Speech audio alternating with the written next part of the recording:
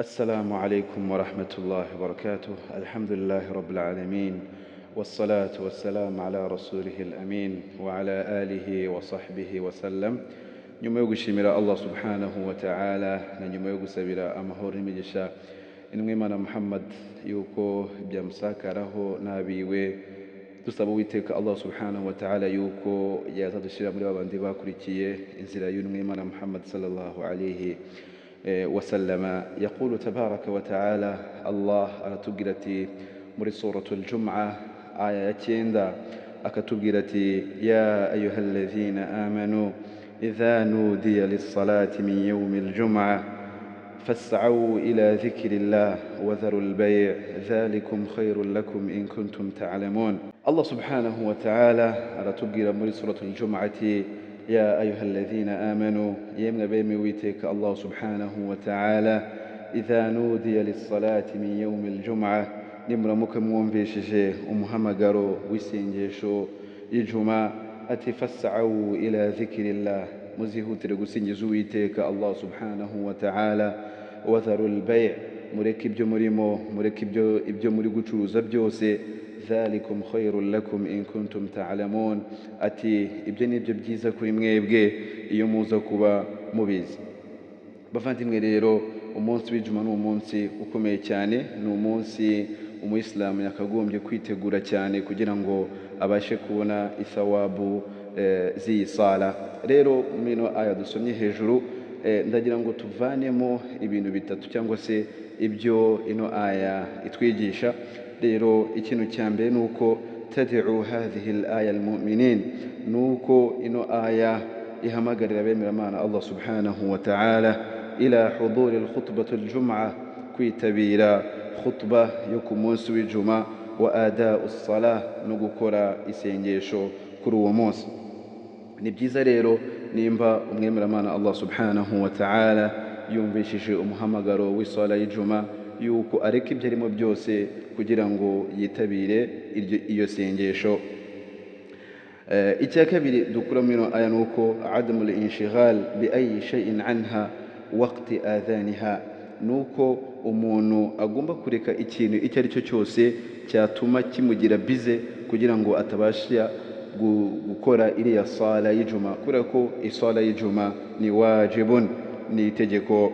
rero naho icya gatatu dukura muri ino aya nuko tahuthu ala ta'ati Allah subhanahu wa ta'ala, nuko ino aya irashishikariza abemera Imana Allah subhanahu wa ta'ala ta'ati Allah, kumvira Uwiteka Allah subhanahu wa ta'ala.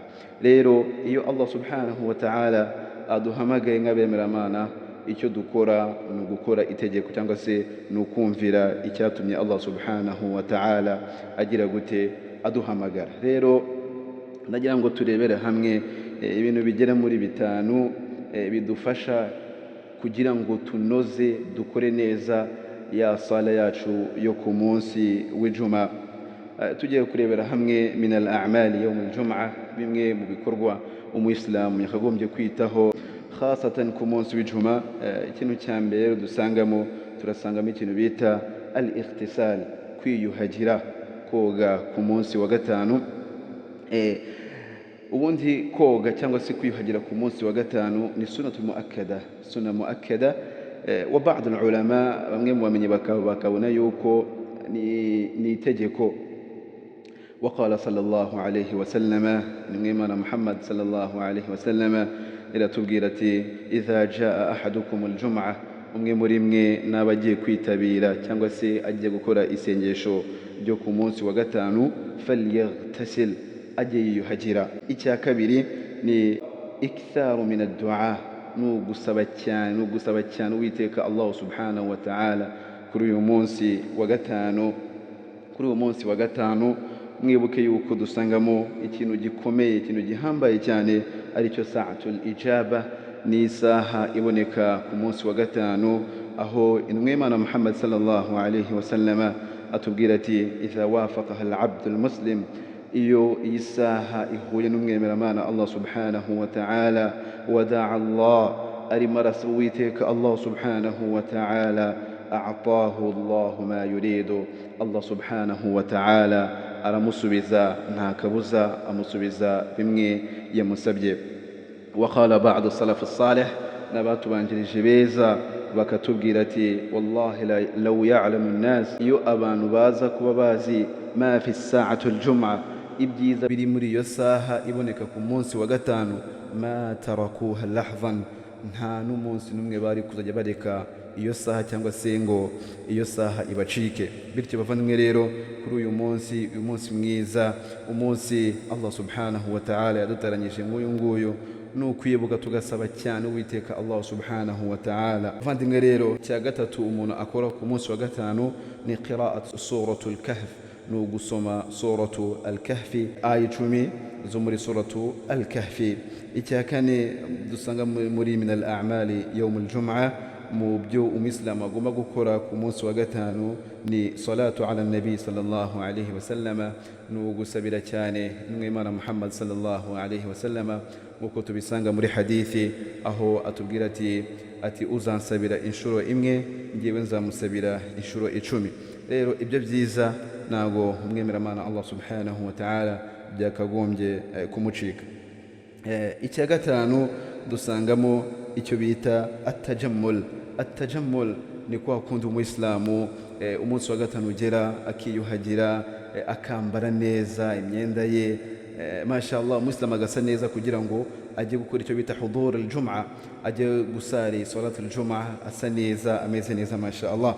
Ikindi nicyo bita at-tatayyub, kwisiga amarashe kugira ngo ujye guhuduriya, mashallah, mu musigiti, witabire iri sengesho ryo ku munsi wa gatanu uhumura. Byose biza muri mina sunan yawm al-jum'a, biza muri suna yo ku munsi wa gatanu. Icyanyuma rero tugiye gusozerezaho nicyo bita at-tasawwuk, ni gucisha umuswaki mu menyo cyangwa se mu kanwa igihe ugiye kwitabira iri sengesho ryo ku munsi wa gatanu, kubera yuko ibi byose twavuze biza muri mina sunna. Rero ni byiza yuko umwemeramana Allah subhanahu wa ta'ala nimba yumvishije umuhamagaro wo ku munsi wa gatanu, ni byiza yuko akora ibi bintu byose kugira ngo abashe kubona ithawabu zo kuwa gatanu. Wabillahi tawfiq, wassalamu alaikum wa rahmatullahi wa barakatuh.